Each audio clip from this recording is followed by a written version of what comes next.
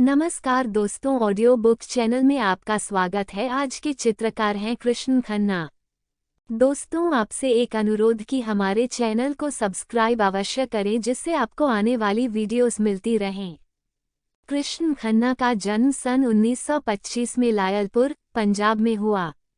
उन्हें Windsor, England के किपलंग old school में पढ़ने हेतु छात्रवृत्ति प्राप्त हुई।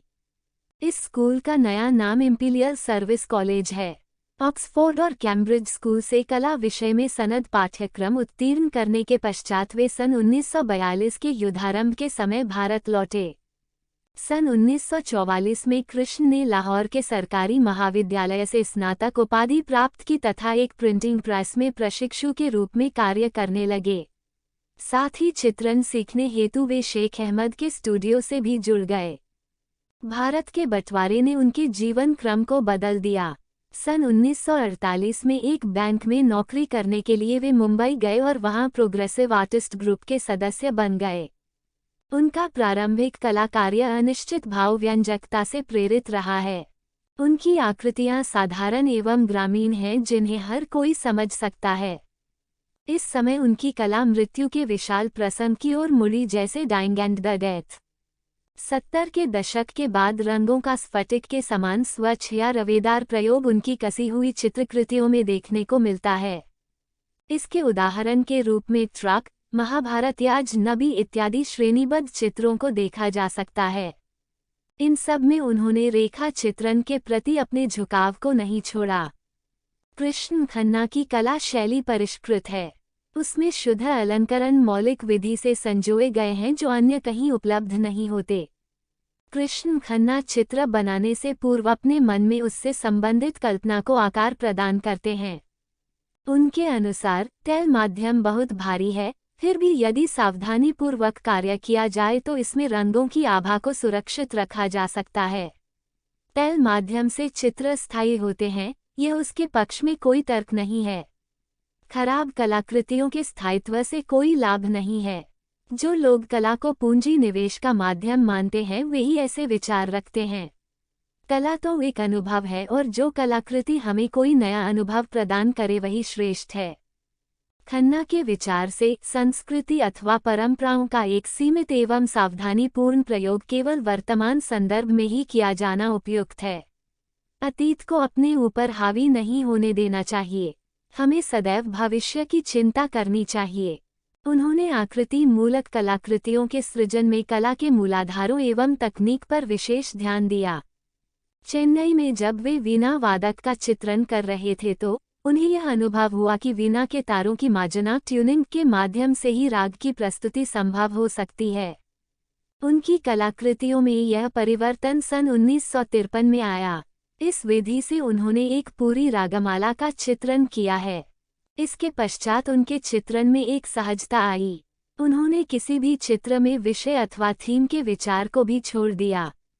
वे पतले रंगों से शीघ्रता से चित्रों का निर्माण करने लगे, किंतु तैल चित्रण में रंग सूखने का भय नहीं होता, इसलिए बीच बीच में विचार करने से चित्र की मूल प्रेरणा में परिवर्तन आने लगा। इसका परिणाम यह हुआ कि चित्र कभी कभी तो पूरी तरह से अपनी मूल प्रेरणा से विलग होने लगे।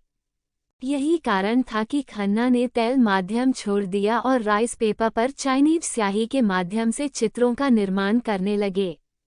इस माध्यम में शीघ्रता से कार्य करना पड़ता है तथा इसमें किसी प्रकार का सुधार भी संभव नहीं है। वे इसे बहुत अच्छा माध्यम मानते थे। उनकी कृतियों में वर्तमान जीवन पर करारा प्रहार किया गया है। सन 1971 के बांग्लादेश मुक्ति आंदोलन के समय उन्होंने नर कंकालों के ऊपर रखी मेज पर खेलते हुए कुछ शक्तिशाली लोगों का, और वर्ष 1979 में एक कृति में नोटों का हार पहने एवं हाथ जोड़े खड़े हुए एक नेता का चित्रण किया था।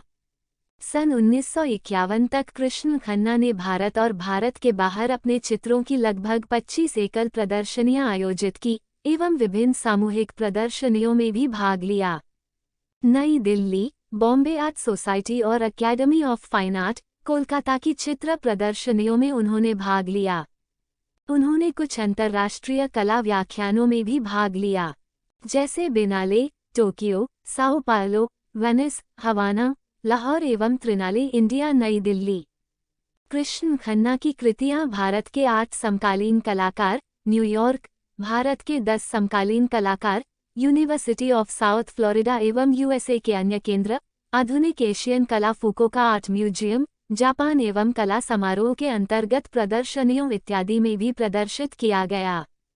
वर्ष 1965 में कृष्ण खन्ना ने ललित कला अकादमी का राष्ट्रीय पुरस्कार प्राप्त किया। उन्होंने Baghdad international festival of art का राष्ट्रपति पुरस्कार भी प्राप्त किया। प्रथम अंतर्राष्ट्रीय बिनाले लाहौर का स्वर्ण पदक भी उन्हें प्रदान किया गया। खन्ना को भारत सरकार ने पद्मश्री पुरस्कार 1990 में तथा पद्मभूषण पुरस्कार 2011 में प्रदान किया। सन 1965 में उन्हें council for economics and cultural affairs, New York की फेलोशिप प्राप्त हुई एवं सन 1968 में उन्हें पश्चिमी जर्मनी की सरकार द्वारा प्रमाण प्रलेखन के लिए आमंत्रित किया गया। दोस्तों, आज के वीडियो में बस इतना ही। मिलते हैं अगले वीडियो में नए चित्रकार के साथ। चैनल को सब्सक्राइब अवश्य कर लें। धन्यवाद।